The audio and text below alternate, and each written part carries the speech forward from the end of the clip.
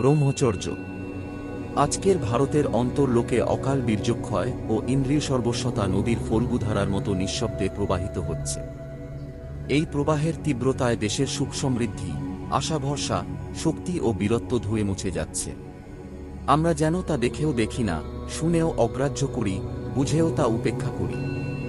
দেশের দুরবস্থায় আমরা অশ্রুপাত করি। পত্রপত্রিকায়, সভা সমিতিতে কিংবা বক্তৃতায় দেশপ্রেমের জোয়ার আনি। অথচ আমাদেরই ঘরের কোণে আমাদের শিশুরা কুসঙ্গে, কুকাজে, কদালাপে এবং কুচিন্তায় আকৃষ্ট হয়ে প্রতিদিন নিজেদের স্বাস্থ্য, শক্তি ও বুদ্ধিমত্তা হারিয়ে দুর্বল হয়ে পড়ছে। এটা কি আমরা দেখি না, দেখেও বুঝি? বুঝলেও এর প্রতিকার নিয়ে কি কিছু করি? কিশোর মনের কোমলতায় তারা প্রলোভনে আকৃষ্ট হয়, না বুঝেই ভুল পথে যায়। যখন তারা প্রতিকার খুঁজতে চায়, তখন পথ পায় না, সহযোগিতা বা উৎসাহ পায় না। তাদের ব্যথা বোঝার মতো, সহানুভূতি দেখানোর মতো কেউ থাকে না। তারা অভিভাবকদের কাছে মনের কথা খুলে বলতে পারে না, শিক্ষকদের কাছেও সাহায্যের আশা করতে পারে না। ভারতের ভবিষ্যৎ এই কিশোররা যেন বুকের দহন আর চাপা কষ্টে নিঃশেষিত হয়ে যাচ্ছে। তারা আগুনে পুড়ে ছাই হয়ে জাতির ভবিষ্যৎ শ্মশানে পরিণত হচ্ছে। হে পথভ্রষ্ট ভারত, তুমি কি বাঁচবে, নাকি বিজাতীয় বিষপান করে মৃত্যুর দিকে এগিয়ে চলেছ? এই শিক্ষার মাধ্যমে তাদের মধ্যে সংযম ও ব্রহ্মচর্যের প্রতি আগ্রহ জাগুক। তারা ভগবানের পবিত্র চরণে আকৃষ্ট হয়ে সাধনার পথে এগিয়ে যাক। তাদের স্বাস্থ্য, চরিত্র, বীরত্ব ও মেধায় সমাজ ও জাতিকে গৌরবান্বিত করুক। ঋষির বজ্রগম্ভীর আহ্বান। ভারত, ভুলে যেও না, তুমি ঋষির বংশধর। তোমার ধর্ম, সমাজ, শিক্ষা ও সভ্যতা ঋষিদের হাতে গড়া। ঋষিদের অনুশাসনে তোমার জীবন পরিচালিত। তোমার জাতীয় জীবনের প্রতিটি কর্তব্য ঋষির আদর্শে নির্ধারিত। ত্যাগ, সংযম, সত্য ও ব্রহ্মচর্যই তোমার সনাতন মন্ত্র। এই আদর্শ আঁকড়ে ধরো। যদি তুমি পড়েও যাও, তোমার বিনাশ নেই, পুনর্জাগরণ অবশ্যই হবে। ব্রহ্মচর্য অবলম্বন করো। সমাজ ও জাতির মধ্যে ব্রহ্মচর্যের অমোঘ শক্তি প্রবাহিত করো। ভারত আবার সোনার ভারতে পরিণত হবে। ব্রহ্মচর্য কি? ব্রহ্মচর্যের উচ্চতর অর্থ হল ব্রহ্মে বিচরণ বা সম্পূর্ণভাবে ভগবানের কাছে আত্মসমর্পণ করা। এটি মানব জীবনের চরম সাধনার অবস্থান। সাধারণ অর্থে ব্রহ্মচর্য মানে বীর্য ধারণ। প্রাচীন শাস্ত্রে বলা হয়েছে, বীর্যধারণং ব্রহ্মচর্যম। বীর্য কি? মানব শরীর 7টি ধাতুতে গঠিত: রস, রক্ত, মাংস, মেদ, অস্থি, মজ্জা এবং শুক্র।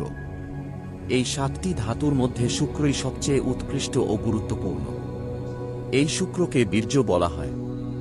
কায়মনোবাক্যে বীর্যকে অক্ষত রাখা এবং সংযম ও তপস্যার মাধ্যমে তা সুদৃঢ়ভাবে সংরক্ষণ করাই ব্রহ্মচর্যের উদ্দেশ্য। আমরা যা খাই তা প্রথমে রসে পরিণত হয়, যা 5 দিনে রক্তে, আরও 5 দিনে মাংসে, মাংস থেকে মেদে, মেদ থেকে অস্থিতে, অস্থি থেকে মজ্জায় এবং অবশেষে শুক্রে রূপান্তরিত হয়। এই প্রক্রিয়া সম্পন্ন হতে প্রায় 35 দিন লাগে।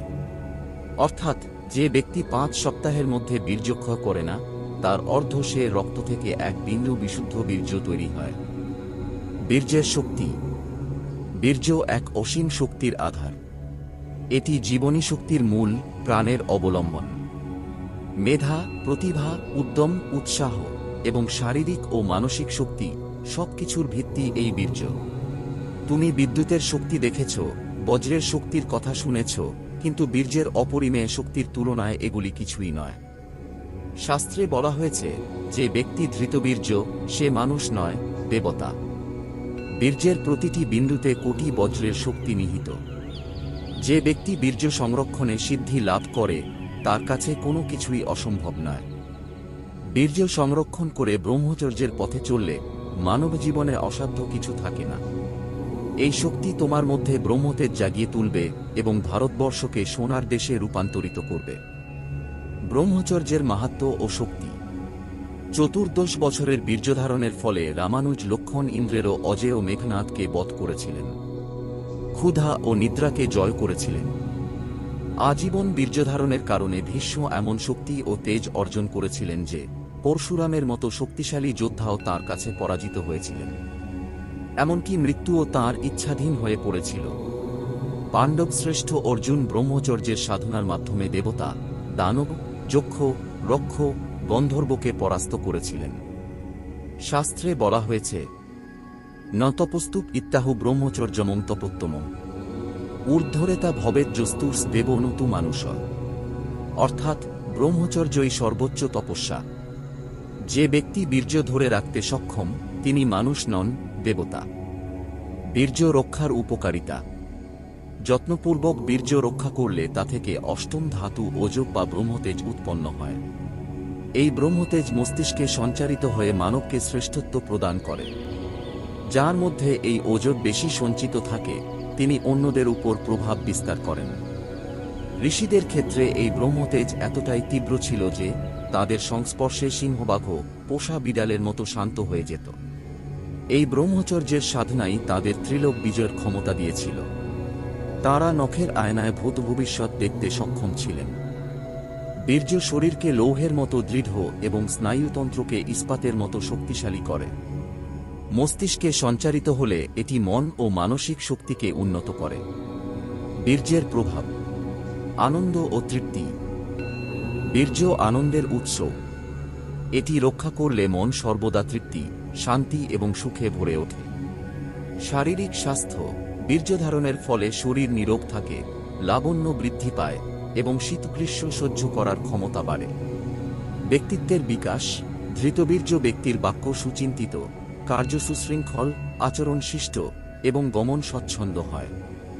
চরিত্র ও সত্যনিষ্ঠা। বীর্যধারণ মানুষকে সাহসী, অনলস, চরিত্রবান, সত্যনিষ্ঠ, মিতভাষী এবং লোকহিতকারী করে তোলে। আত্মিক উন্নতি। বীর্যই অমৃত। এটি রক্ষা করলে মানব জীবন মৃত্যুর বন্ধন অতিক্রম করে চিরন্তন সত্যের উপলব্ধি সম্ভব। বীর্যধারণ শুধু শারীরিক ও মানসিক শক্তি বাড়ায় না, এটি আত্মিক উন্নতিতে সাহায্য করে। এই সাধনার মাধ্যমে মানুষ নিজের মধ্যে দেবত্বের বিকাশ ঘটাতে পারে। তাই ব্রহ্মচর্য পালন জীবনের সর্বোচ্চ আদর্শ। বীর্যক্ষয়ের অপকারিতা। বীর্যক্ষয়ের প্রভাব অত্যন্ত ভয়াবহ এবং অনির্বচনীয়। এটি মানুষের শারীরিক, মানসিক এবং আত্মিক জীবনে ধ্বংস ডেকে আনে। মহাদেব স্বয়ং বলেছেন, মরণং বিন্দুপাতেন জীবনং বিন্দুধারণাৎ। অর্থাৎ বীর্যক্ষয় মৃত্যুসম এবং বীর্যধারণ জীবন। শারীরিক ক্ষতি। শারীরিক দুর্বলতা। বীর্যক্ষয়ের ফলে শরীর কৃশ ও লাবণ্যহীন হয়ে পড়ে। রোগব্যাধি বৃদ্ধি। কোষ্ঠকাঠিন্য, অজীর্ণ, অগ্নিমান্দ, অম্ল, হাঁপানি এবং ক্ষয়রোগের মতো রোগের প্রাদুর্ভাব ঘটে। চক্ষুর দীপ্তি হ্রাস। চক্ষু কোটরগত ও দীপ্তিহীন হয়ে যায়। স্নায়বিক দুর্বলতা। স্নায়ুমণ্ডলী দুর্বল ও উদভ্রান্ত হয়ে পড়ে। মানসিক ও আত্মিক ক্ষতি। মানসিক অবসাদ। বীর্যক্ষয়ে মানসিক স্থৈর্য এবং উদ্যম হ্রাস পায়। চরিত্রের অবনতি। বীর্যক্ষয়কারীর বাক্য তিক্ত হয়, মন অশান্ত হয়ে পড়ে। সৃজনশীলতার পতন। স্মৃতি, মেধা এবং প্রতিভার ক্ষয় ঘটে। সামাজিক ও পারিবারিক প্রভাব। ভারতের বিধবাদের সংযমী জীবনের উদাহরণ দেওয়া হয়, যারা স্বাস্থ্য ও দীর্ঘায়ু লাভ করেছেন।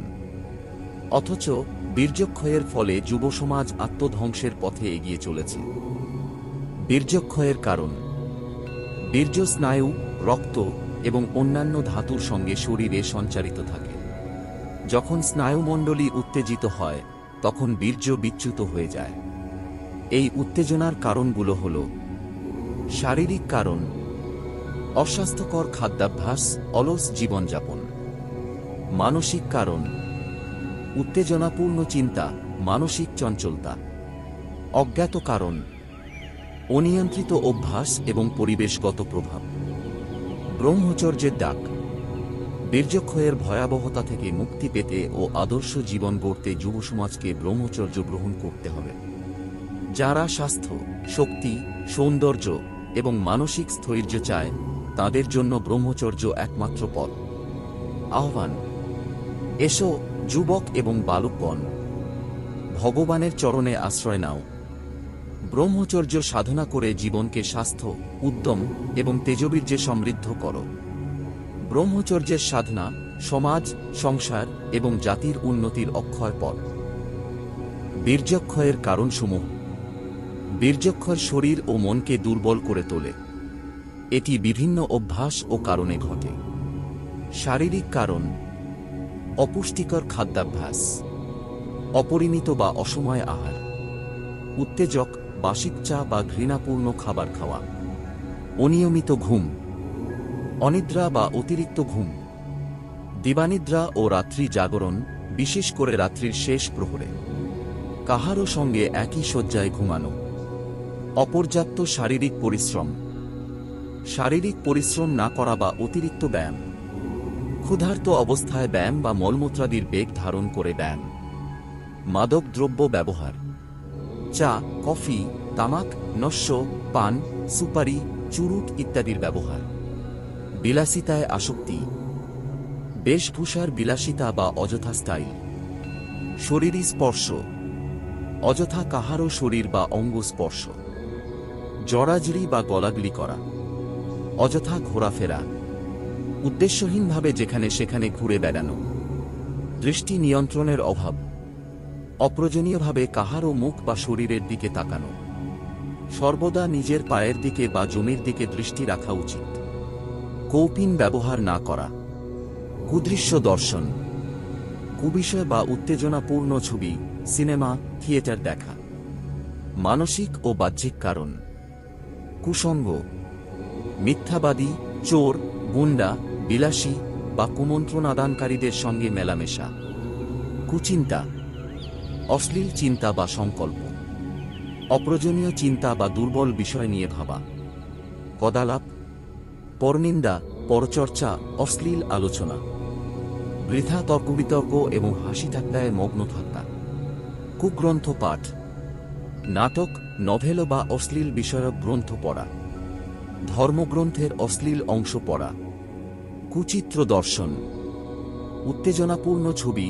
সিনেমা বা যাত্রা দেখা, কুসঙ্গীত, উত্তেজক সঙ্গীত বা অপ্রয়োজনীয় থিয়েটারের গান শোনা। ব্রহ্মচর্যের প্রয়োজনীয়তা: যেসব অভ্যাস বীর্যক্ষয়ের কারণ হয় সেগুলো সম্পূর্ণ পরিহার করা উচিত। যদিও কোনো কোনো নিষিদ্ধ বিষয়ের উপকারী দিক থাকতে পারে, তার অনিষ্টের সম্ভাবনাও প্রচুর। উদাহরণ: যাত্রা বা সিনেমায় শিক্ষামূলক দিক থাকতে পারে, কিন্তু এতে থাকা উত্তেজক উপাদান অনেক বড় ক্ষতির কারণ হতে পারে। যেমন এক বিন্দু গোমূত্র এক মন দুধ নষ্ট করতে পারে। নির্দেশিকা: শরীর, মন এবং বাক্যকে স্থির ও শান্ত রাখুন। খেলাধুলা, পড়াশোনা এবং কাজের প্রতি মনোযোগ দিন। মেধা ও প্রতিভা বিকাশের জন্য ব্রহ্মচর্য পালন করুন।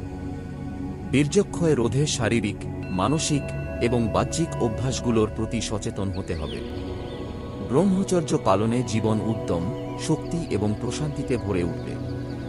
সাধু সাবধান: বীর্য সংরক্ষণ ও ব্রহ্মচর্য। অনেকের স্বপ্নযোগে বীর্য নষ্ট হওয়ার কারণ হল কুচিন্তা ও কুভাবনা।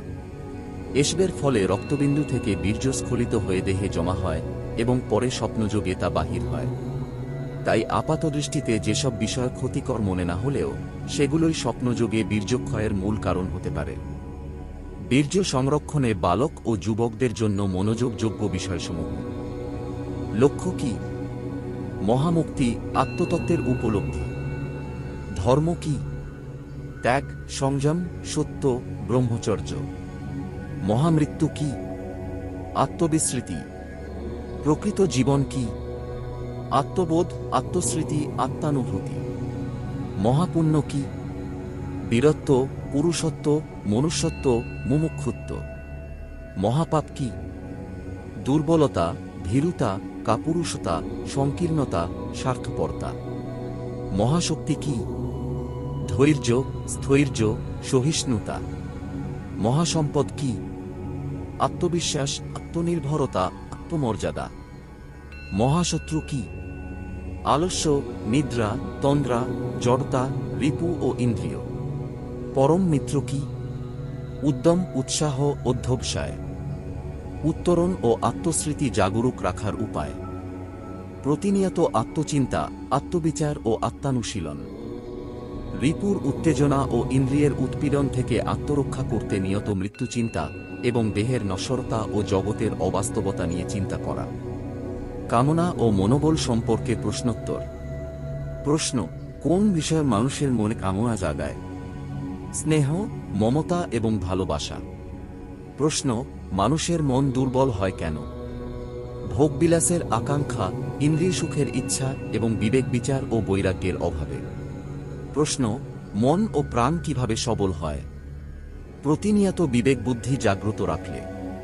মহাপুরুষদের যেমন ব্যাস, শঙ্করাচার্য, রামচন্দ্র, কৃষ্ণ, ভীষ্ম প্রমুখকে গৌরবময় উত্তরাধিকার মনে করে আত্মবিশ্বাস ও আত্মশক্তি জাগিয়ে তুললে। এই উপদেশ ও শিক্ষা গ্রহণ করলে আত্মশক্তি ও ব্রহ্মচর্যের মাধ্যমে জীবনে সুস্থ, সফল এবং মর্যাদাপূর্ণ জীবনযাপন সম্ভব। বীর্যধারণ ও ব্রহ্মচর্য রক্ষার নিত্য পরিপালনীয় উপদেশ। শারীরিক সংযম ও নিয়মানুবর্তিতা। দৃঢ় সংকল্প। বীর্যধারণের জন্য কায়মনোবাক্যে দৃঢ় সংকল্প ও অবিচলিত অধ্যবসায় অপরিহার্য। সংকল্পহীন প্রচেষ্টা বিফল হয়। খাদ্য নিয়ম। লঘুপাক ও অনুত্তেজক খাদ্য গ্রহণ করো। মাংস, ডিম, পেঁয়াজ, রসুন এবং দোকানের খাবার এড়িয়ে চলো। একাদশী, অমাবস্যা, পূর্ণিমায় উপবাস করো। উপবাস শরীরকে বিশুদ্ধ ও মনকে উন্নত করে। বিলাসিতা পরিত্যাগ। কেবল প্রয়োজনীয় আহার, বস্ত্র, শয্যা ব্যবহার করো। সাধারণ জীবনযাপন এবং উচ্চ চিন্তাভাবনা চিরন্তন আদর্শ। মাদক দ্রব্য বর্জন। পান, তামাক, চা, কফি, জর্দা, নস্য ইত্যাদি ব্রহ্মচর্যের বিরোধী। ব্যক্তিগত পরিচ্ছন্নতা। কাহারও ব্যবহৃত শয্যা বা বস্ত্র ব্যবহার করো না। নিজের ব্যবহৃত দ্রব্যাদি অপরকে প্রদান করো না। একক শয়ন। এক শয্যায় অন্য কারো সঙ্গে শয়ন থেকে বিরত থাকো। উপুর হয়ে শোয়া এড়িয়ে চিত হয়ে শো। সুশৃঙ্খল নিদ্রা। 5 ঘন্টার বেশি ঘুমাবে না। রাত 10টা থেকে ভোর 3টা পর্যন্ত ঘুমের আদর্শ সময়। শেষ রাতে ঘুমানো বীর্যধারণের জন্য ক্ষতিকর। কৌপিন পরিধান। লিঙ্গ ও কোষ সঠিক স্থানে ধরে রাখার জন্য কৌপিন ব্যবহারে অভ্যস্ত হও। শরীর চর্চা ও মানসিক সংযম। নিয়মিত ব্যায়াম। দিনে অন্তত একবার ব্যায়াম করো। বেশি খেলা ও শারীরিক ব্যায়াম যেমন বুকটন, বৈঠক, মুগুর চর্চা করো। ব্যায়ামের পরিমাণ ধীরে ধীরে বাড়াও। ভিজানো ছোলা ও অল্প গুড় বা লবণ ব্যায়ামের পর পর্যাপ্ত। স্পর্শ এড়িয়ে চলা।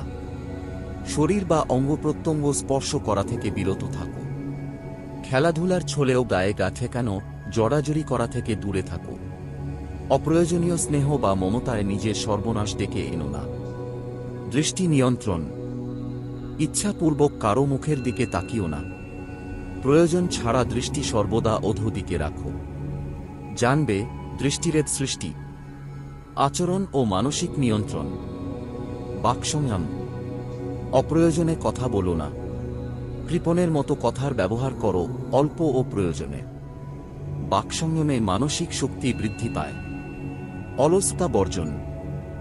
সর্বদা কোনো না কোনো শারীরিক বা মানসিক কাজে ব্যস্ত থাকো। অলসতা মনকে অসৎ চিন্তা ও কর্মে প্রলুব্ধ করে। বীর্যধারণ ও ব্রহ্মচর্য রক্ষার জন্য এই নিয়মাবলী হৃদয়ে ধারণ ও জীবনে প্রয়োগ করো। এর মাধ্যমে শরীর, মন ও আত্মা শক্তিশালী ও সুস্থ থাকবে। সচেতন অধ্যবসায় ও সুশৃঙ্খল জীবনই সাফল্যের পথ। ব্রহ্মচর্য প্রতিষ্ঠায় বীর্যলাভের জন্য কার্যসূচি। মানসিক প্রস্তুতি। মনকে সৎচিন্তায় রত রাখা।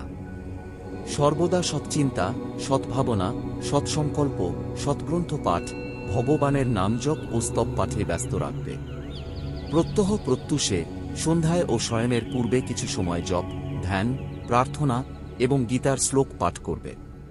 কখনো মনে কুচিন্তা আসিলে ইষ্টদেবতার নাম জপ করবে। প্রায়শ্চিত্ত হিসেবে ভগবানের কাছে ক্ষমা প্রার্থনা করবে। শয়নের আগে অন্য যাবতীয় চিন্তা বাদ দিয়ে নাম জপ, প্রার্থনা এবং ধ্যান করবে। শোয়ার সময় কোনো কুচিন্তা মনে আসতে দিলে বীর্য রক্ষা সম্ভব নয়। প্রতিদিন ধর্মগ্রন্থ পড়া এবং অন্তত একটি শ্লোক মুখস্থ করা প্রয়োজন।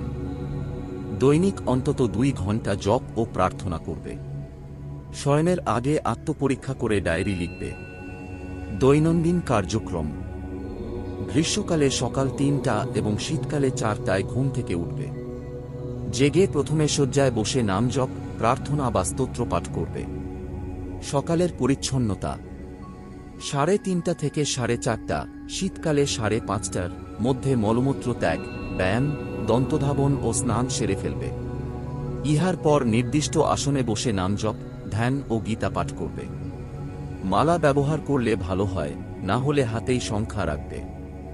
সকালবেলা খোলা বাতাসে নীরবে হাঁটবে। হাঁটার পর মনোযোগ দিয়ে পড়াশোনা করবে। 9:30 থেকে 10:30টার মধ্যে স্নান করে ভগবানের উদ্দেশ্যে পবিত্রভাবে আহার করবে এবং বিদ্যালয়ে গমন করবে। শিক্ষকদের প্রতি বিনীত থাকবে, ক্লাসে মনোযোগী হবে এবং সহপাঠীদের সঙ্গে অযথা গল্প করবে না। বিদ্যালয়ের পর সদ্গ্রন্থ পাঠ, ব্যায়াম ও সন্ধ্যায় ধ্যান, জপ ও প্রার্থনা করবে। সন্ধ্যার পরে রাত্রি 10টা পর্যন্ত একাগ্র মনে পড়াশোনা করবে। রাত 10:30টায়, শীতকালে 11:30টায় শোবে। শয্যায় শুয়ে নাম জপ করবে এবং সোজা শোবে। বিশেষ নির্দেশনা: ছুটির দিনেও এই নিয়ম পালন করবে। পুরাতন পাঠের পুনরাবৃত্তি ও সদ্গ্রন্থ পাঠে সময় ব্যয় করবে। তাস, দাবা, পাশার মতো অনর্থক কাজে কখনো যোগ দেবে না। ডায়েরিতে ভালো বিষয় নোট করে মুখস্থ করবে। নিজেকে সবসময় মনোযোগী ও সংযমী রাখার চেষ্টা করবে।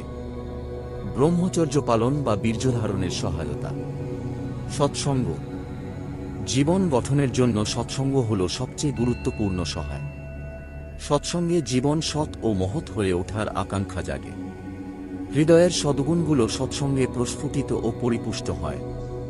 যেমন চারা গাছকে বেড়া দিয়ে না ঘিরলে গরু ছাগলে নষ্ট করে, তেমনি জীবনকে সৎসঙ্গ দিয়ে আবৃত না করলে কুসঙ্গ ও প্রলোভনের কারণে নষ্ট হয়ে যায়। সৎসঙ্গের মাহাত্ম্যে অনেকের জীবন পরিবর্তিত হয়েছে। দস্যু রত্নাকর সৎসঙ্গের প্রভাবে মহর্ষি বাল্মীকি হয়েছিলেন। নরাধম জগাইমাধাই সৎসঙ্গে ধর্মপ্রাণ কাঙ্গাল হয়ে উঠেছিল। ভগবানের চরণে অসংখ্য মানুষ মনুষ্যত্ব লাভ করে ধন্য হয়েছে। নারদ ঋষি বলেছেন, ভগবানের কৃপা বা মহতের কৃপা ছাড়া ভক্তি লাভ হয় না। ভগবানের কৃপা পেতে মহতের আশ্রয় গ্রহণ আবশ্যক। জপ: বীর্যধারণেচ্ছুদের জন্য নামজপ প্রধান সহায়। নাম জপে শরীর ও মন শুদ্ধ এবং পবিত্র হয়, ফলে বীর্যধারণ সহজ হয়ে আসে। নিয়মিতভাবে নির্জন স্থানে একাগ্রচিত্তে জপ করা উচিত। যারা দীক্ষিত তাঁরা ইষ্টমন্ত্র জপ করবেন। গায়ত্রী মন্ত্রে দীক্ষিত হলে গায়ত্রী মন্ত্র জপ করবেন।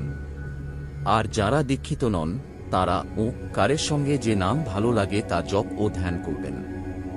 জপের সময় শরীর স্থির রাখতে হবে।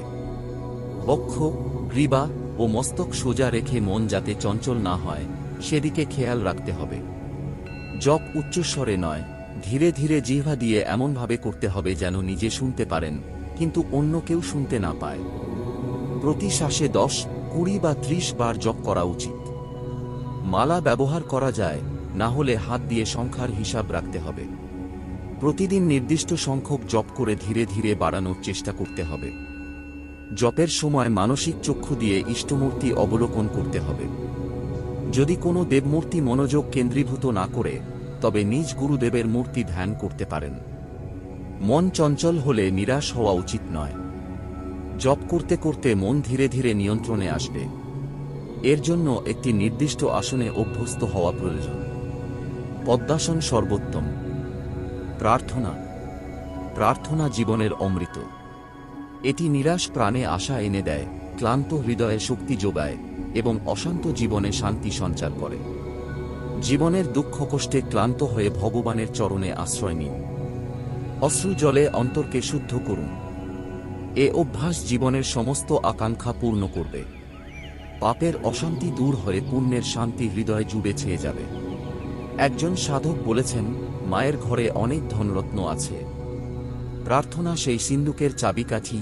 প্রার্থনার চাবিকাঠি হাতে নিয়ে আপনার হৃদয়কে সমৃদ্ধ করুন। ব্রহ্মচর্য পালনের জন্য নিজের চেষ্টা ও ভগবানের কৃপা প্রয়োজন। তাই প্রতিদিন গভীরভাবে প্রার্থনা করুন। ধীরে ধীরে সব সহজ হয়ে আসবে। সংকল্পের দৃঢ়তা। সুদৃঢ় সংকল্পই সাধনার প্রথম ও প্রধান অবলম্বন। সংকল্প দৃঢ় না হলে সাধনায় সফল হওয়া অসম্ভব। তাই কায়মনোবাক্যে দেবতা, প্রাচীন ঋষি মহাপুরুষ এবং বিশেষভাবে ভগবানের কৃপা ভিক্ষা করে বীর্যধারণের জন্য সংকল্প করুন।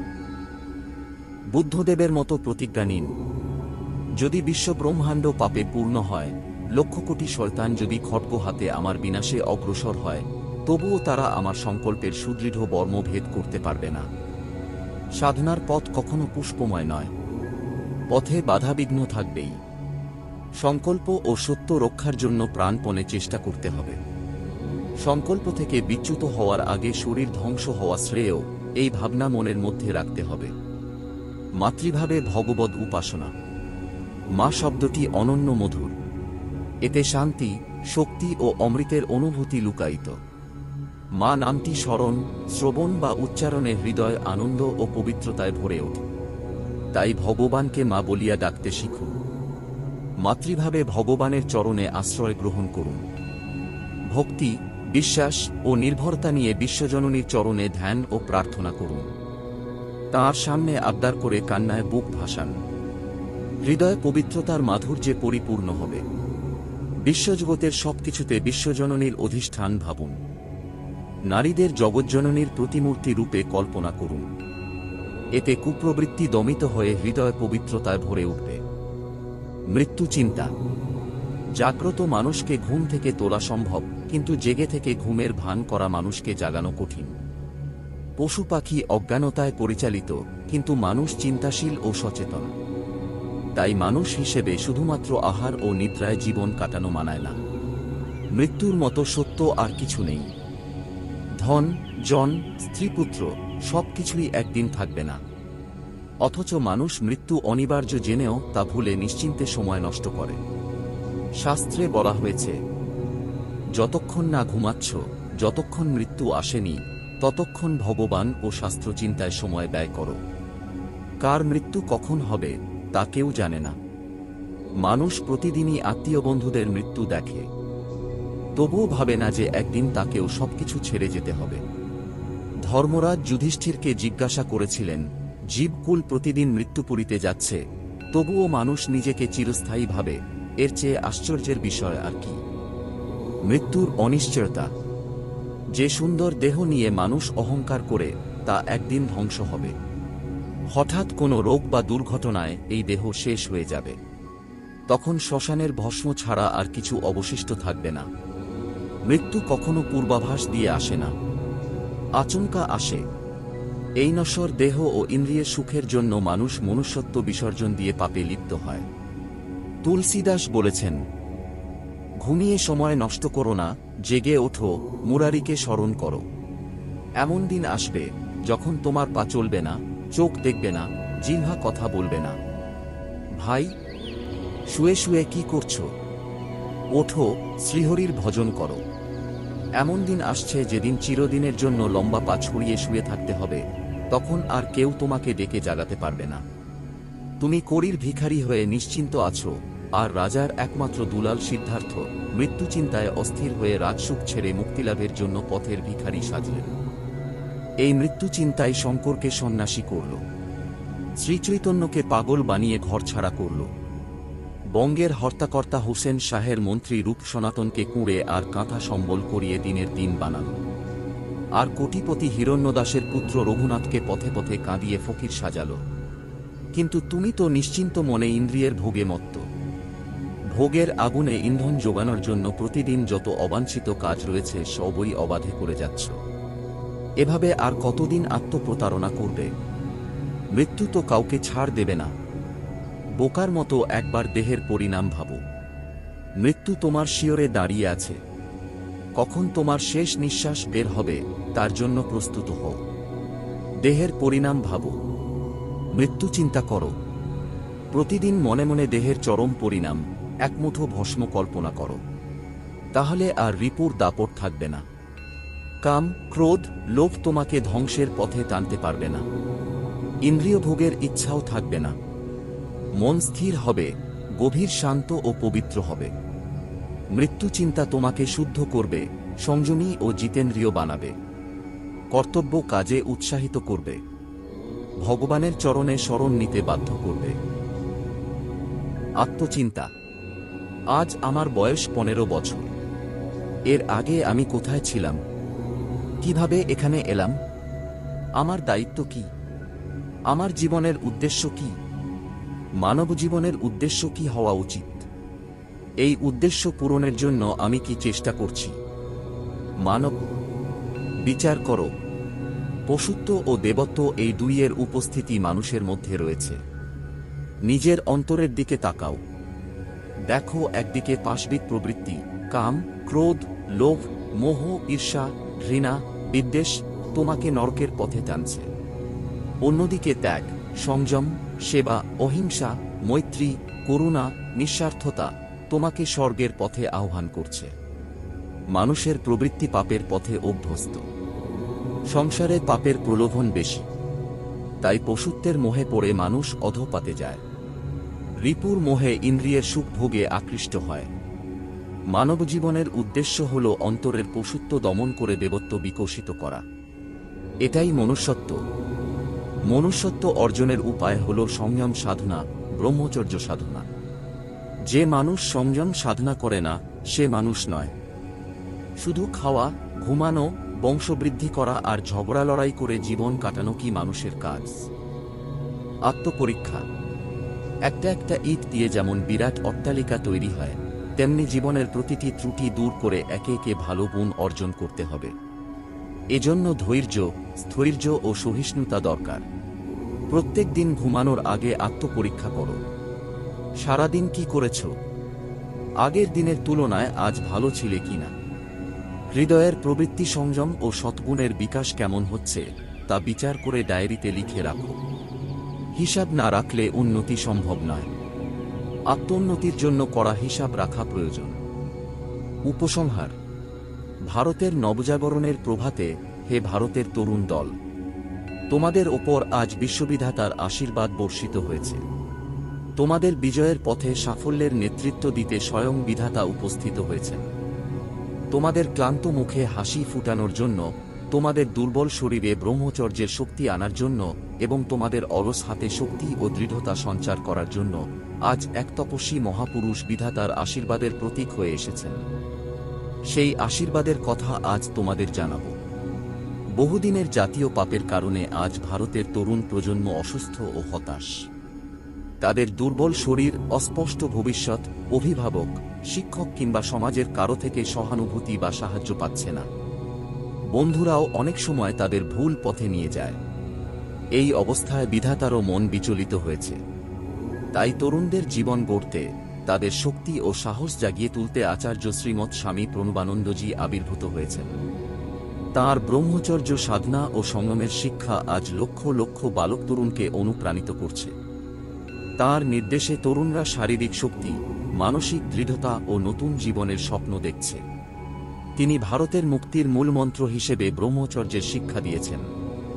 তাই, হে তরুণ দল, এসো, দলবদ্ধ হয়ে ব্রহ্মচর্যের সাধনায় দীক্ষিত হও। এই মহাশক্তির মন্ত্র তোমাদের শরীর ও মনকে প্রফুল্ল করবে। তোমাদের জীবন, সমাজ ও দেশ শান্তি ও শক্তিতে ভরে উঠবে। তোমাদের সাফল্যে ভারতের ভবিষ্যৎ আবার উজ্জ্বল হয়ে উঠবে।